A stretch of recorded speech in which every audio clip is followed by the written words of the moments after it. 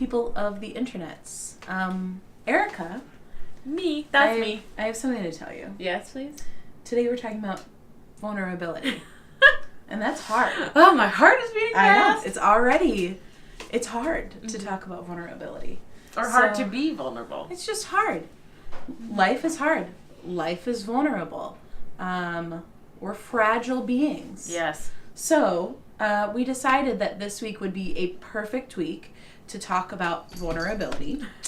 Because when you're trying to break down stigma around mental health, you will at some point have to be vulnerable, and that can be very difficult, especially when you're dealing with something like anxiety. Right. So we're going to talk a little bit about what it's like to be vulnerable and maybe taking a risk to be vulnerable and some different situations. Yeah.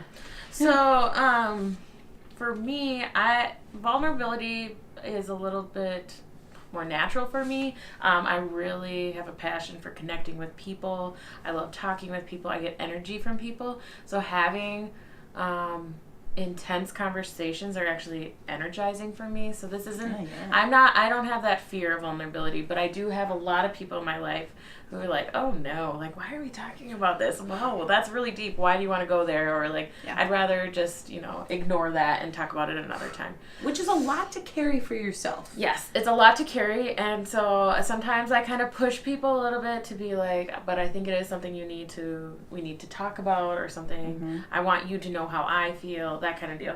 So, but I naturally look forward to those conversations. That's not true for everyone, but I love it. That's why we connect and that's why we do things like this. So, but for me, I grew up in a household where it was like, don't tell people about this. Don't share too much of yourself. Make sure that you are like closed, that kind of thing. Keep things private. It was a very private mentality. And I think I just naturally made a decision that I want to do my life the other way. So I tend to be a person who shares a lot. I know that there's a line between oversharing and sharing, but I tend to strive, or I strive to share moments with people that I know it could benefit them in that moment.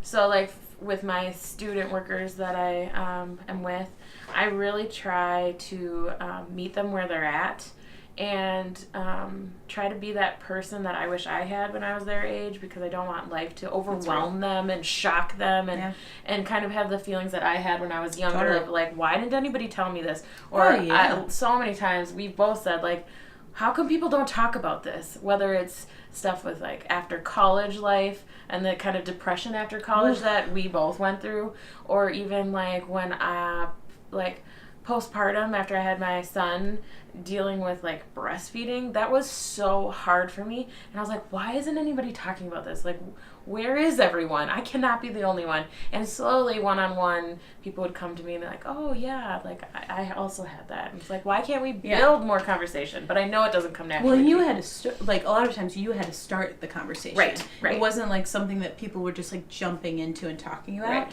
And there are people out there who want to talk about it. It's just a matter of deciding that you want to be vulnerable and live your authentic life. Right. And also like bring up genuine conversations, which could stir up things like conflict, or different opinions, or even some anxiety around like what you're bringing up, because there's stigma around it. Yeah. So vulnerability is a skill that you have to develop. For some people, it's really easy. Like for me and Erica.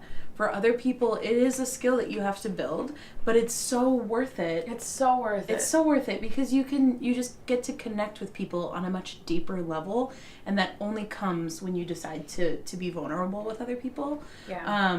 So we wanted to talk about kind of like dip our toes into the topic of being vulnerable. There's a lot that goes with it. It's a big topic, but just like she was talking about. There's risk with vulnerability. There's anxiety with vulnerability. For me, I feel safer when I'm vulnerable with people. So, like, if I have a major fear or anxiety that I'm like dealing with, if I talk to other people and have like an intense conversation with them about those fears, or like, what are you doing? Like, how did you get through this stage in your life? I feel much more confident entering and facing my fears going forward. But sometimes for people, vulnerability itself is the fear. And so it is definitely, like, if it doesn't come natural, I recommend it becoming a daily practice. Yeah. We were talking about a guy who at one point he was afraid of rejection. And so what he did at least once a day is he built in tiny moments where he could be rejected. So, like, for example, he would be like, Erica, can I have a piece of gum? And she might be like, no. And he would have to deal with that rejection.